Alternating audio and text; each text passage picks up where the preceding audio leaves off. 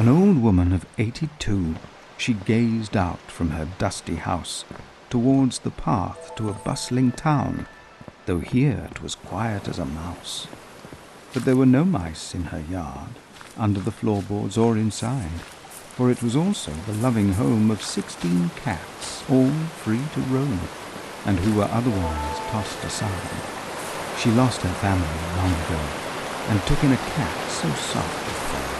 She named him Lucky as she smiled. It brought her joy to hear him purr. She rescued more from off the streets, from garbage piles and alleyways, and took them to her forest house, far from the town, where they could play.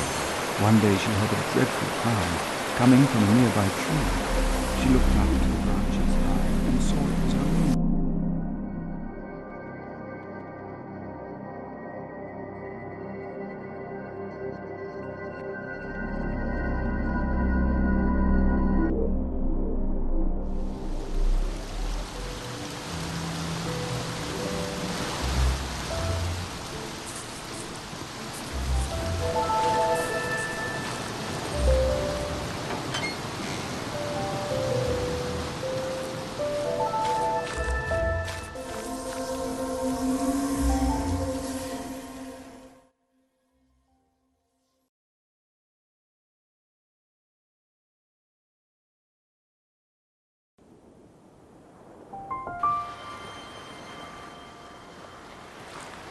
A bitter landscape, frosted white, she grew up in this icy cold. A glowing flame, her one refuge, in a place where most died before growing old. One day she lost her only child to the frozen winter winds, so for a time she lost herself and searched for answers deep within. But the fire in her spirit soared. Come spring she led her people out to a land with sun and trees, a place where fragile life could sprout. She left their boats upon the beach, reminders of their journey down. With tall trees lining water's edge, a ray of sunlight cast a crown. The village ever looked to her for the strength she could impart, and in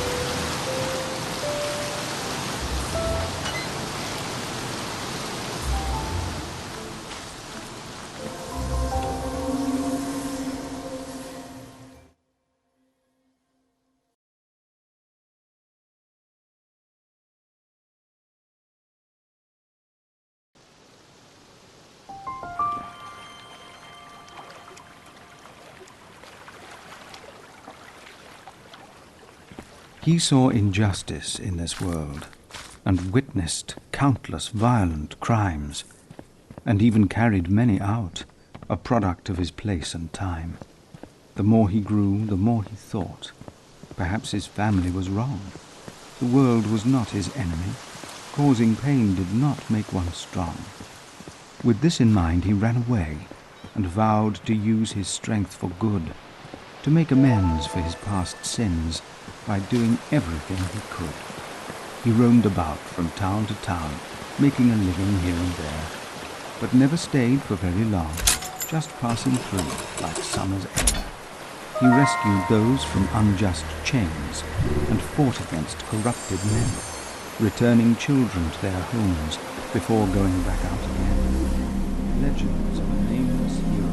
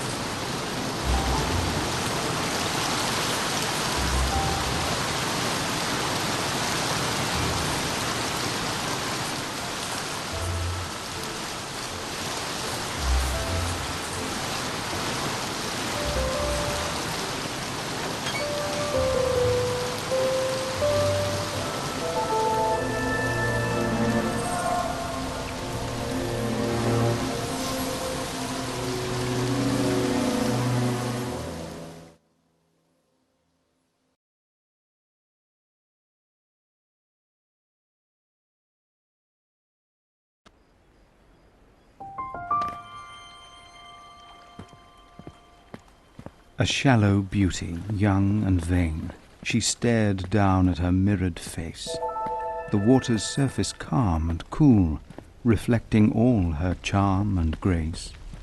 The boys would pass and call to her, but she would not look up to see, for though they all had pretty words, none were beautiful as she.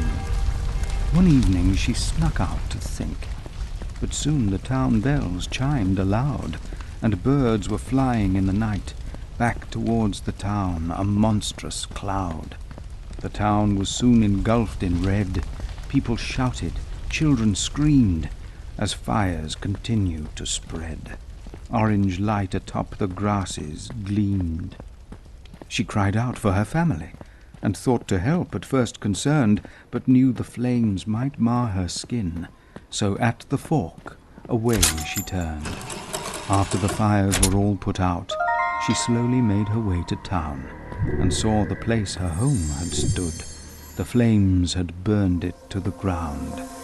A neighbor saw her standing and yelled at her, where had she...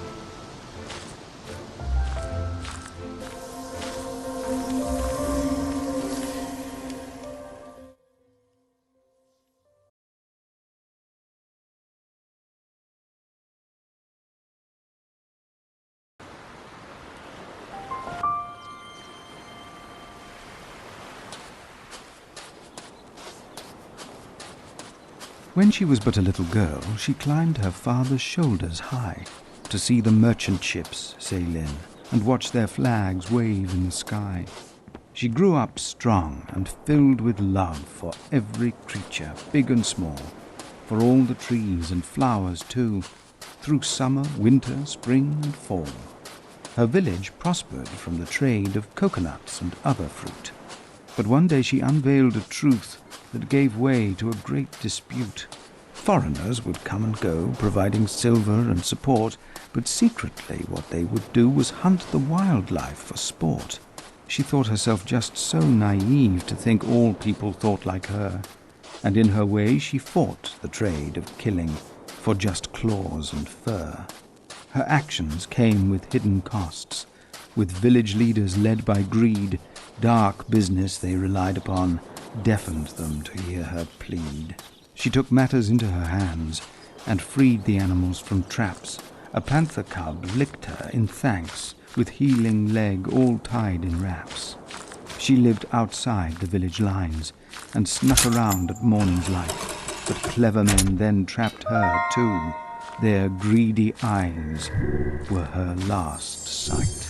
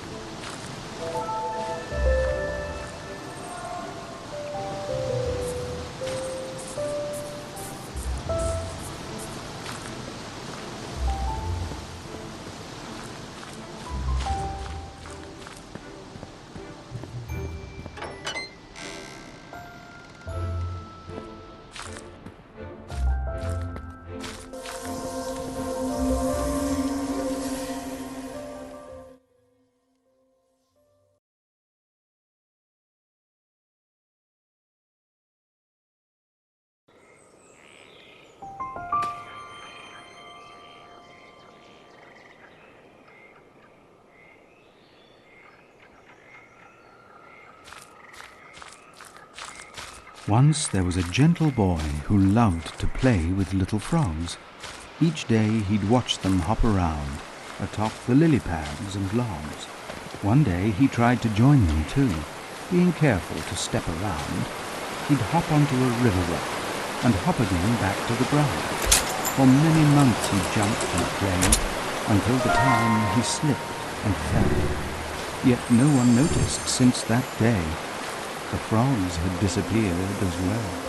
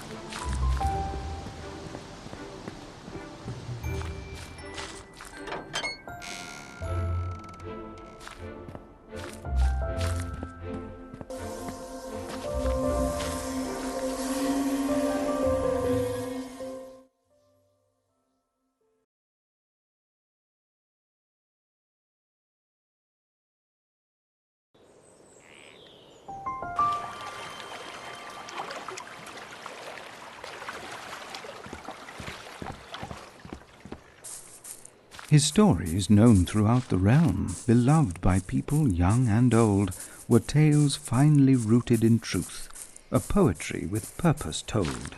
This storyteller lived for work, telling tales of courageous lives, of men and women who risked it all, even those who did not survive.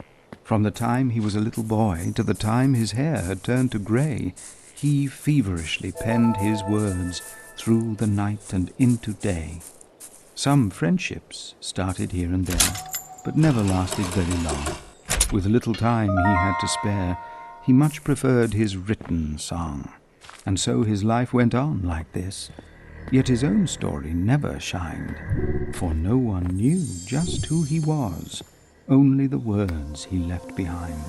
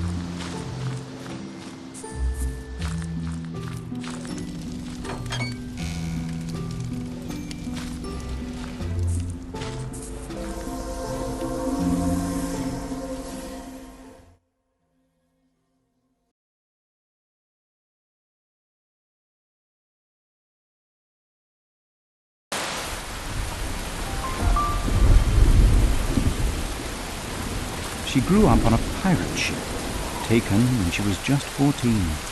Her duties were to smile and dance, swab and polish, cook and clean. One day she caught the captain's eye. She smiled at him, and he smiled back. 6 months later they were wed, though his heart was cold and black. She turned the pirates one by one to venerate her every wish, and within weeks the captain died. From poison that slipped into his dish. From the discord she proclaimed that she would be their pirate queen. commanding them with love and strength, of which they had not before seen. For many years she ruled alone, plundering shores of nearby lands. Then one day they captured a man, his hair made up of golden strands, and she ordered them to spare his life. An odd request, they did obey, and over time she fell in love, little by little, day by day. She wed the man with golden hair, his smile sparkling in her eyes, until one evening she fell quite ill, and watched that smile as she died.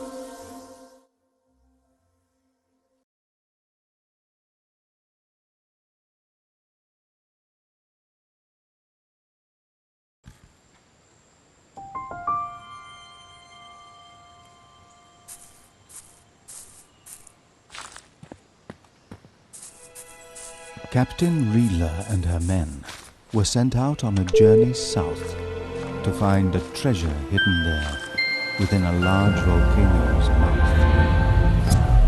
That land was on the border of the kingdom from which she was born, a place more liberal than most, though not yet free from greed and scorn.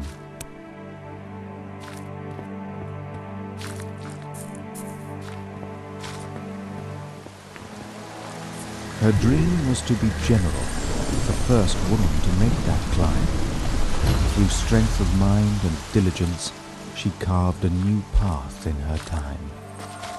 Back home, many detested her, a woman leader rising fast, and so her squad was filled with rats and those who always came in last. Her younger brother followed her, assigned to her at her behest. Raf was patient, strong and bright. He soothed her mind when she was stressed. With Raf around, she felt at ease, though still the path seemed rough ahead.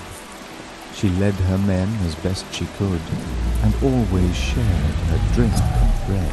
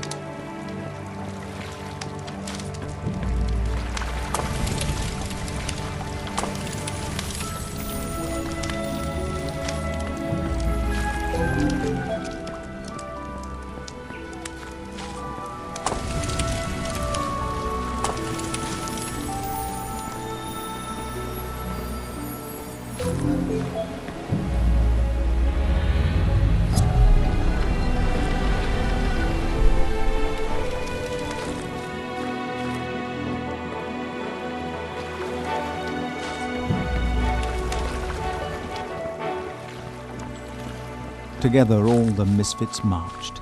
They talked and sang all journey long about their past and better days and ways to prove that they were strong.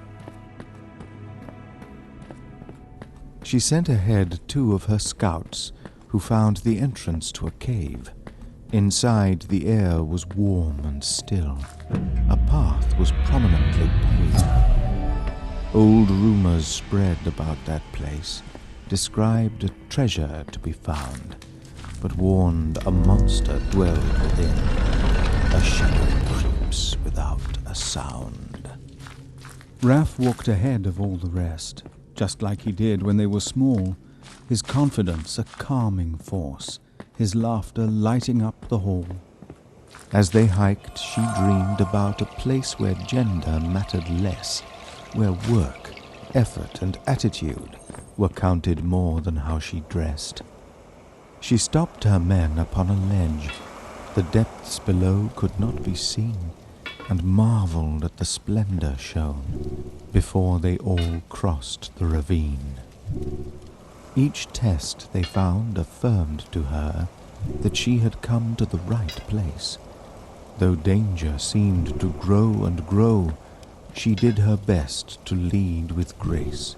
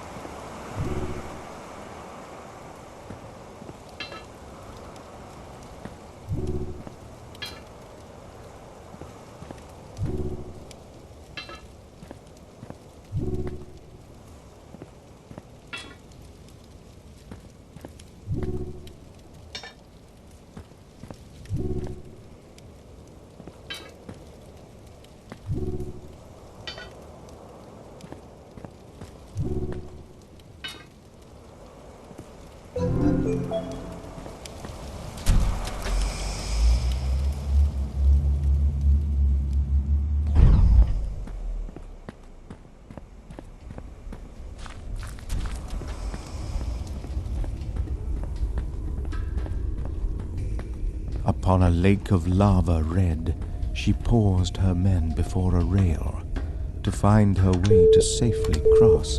Another test she would not fail.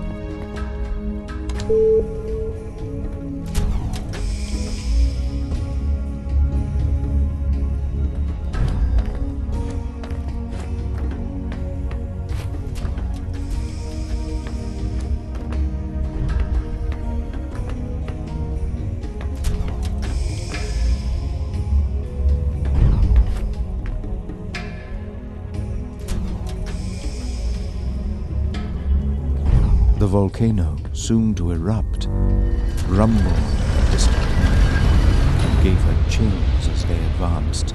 The end was just within their sight. The final bridge led to a mouth described to her in tales of old. She looked to Raph, who winked and said that fortune smiles upon the bold.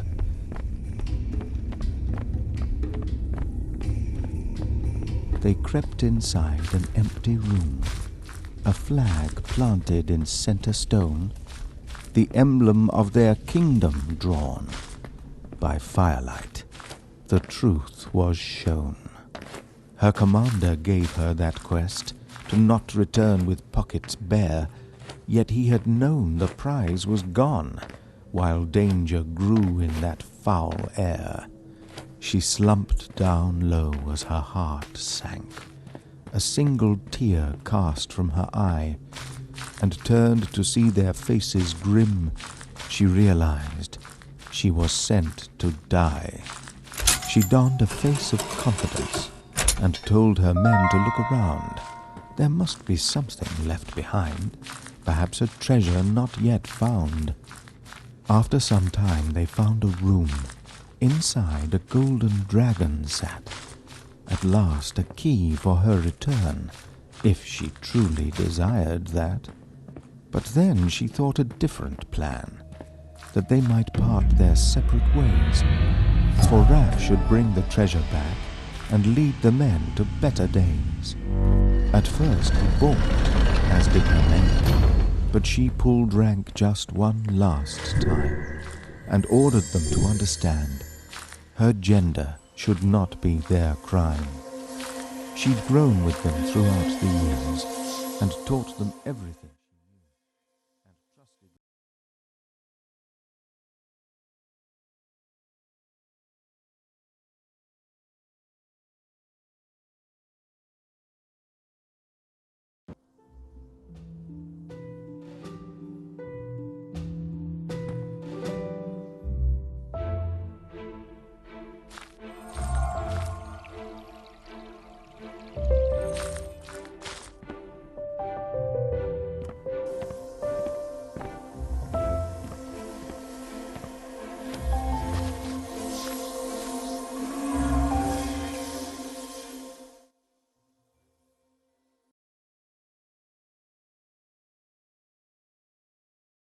A village perched upon a ledge that looked out over crashing seas was slowly dying of the cold. Their last wood burned, with no more trees.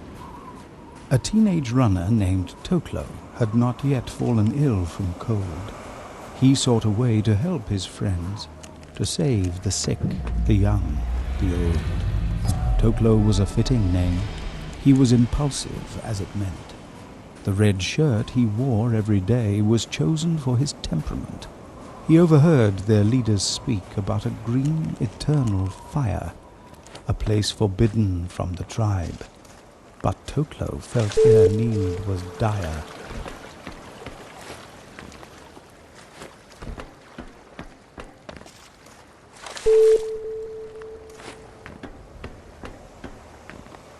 At night, he set out on his own, with northern lights leading the way. He stole a canoe for the trip, and rowed till break of day.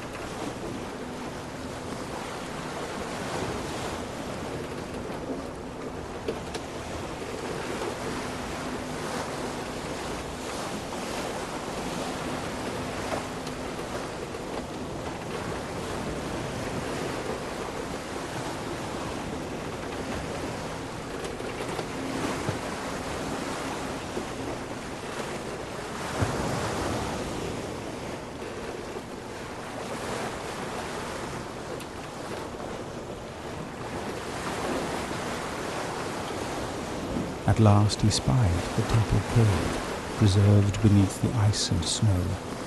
All who take must also give, was written on a stone below.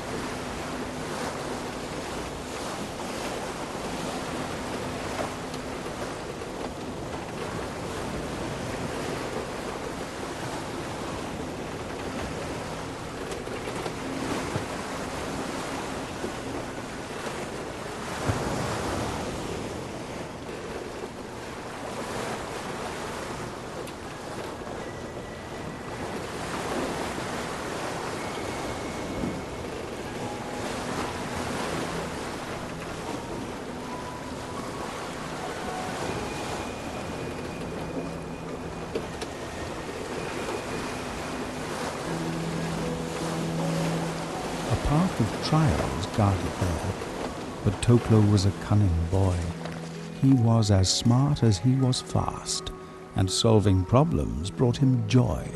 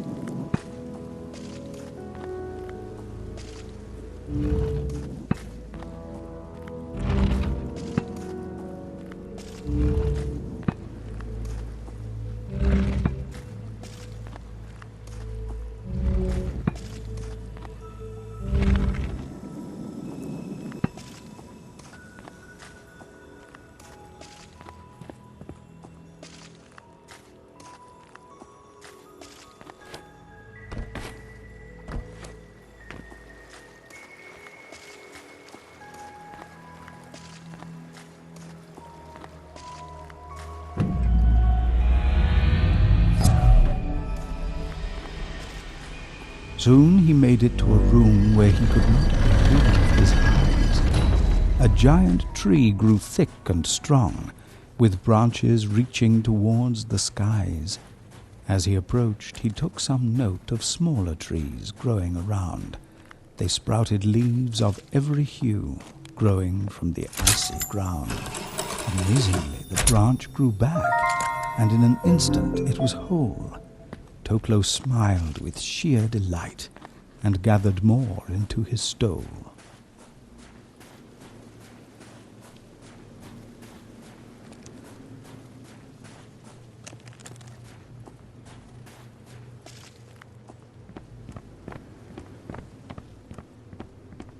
Once his boat could hold no more, he rowed back to the village fast, and showed them all the wood he took, their faces mixed, with most aghast.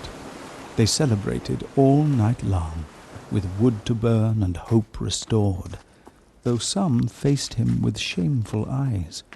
The rest all smiled, his name adored. Come dawn, Toklo could not be found, and many tears for him were shed. Back in the cave, a sapling sprouted.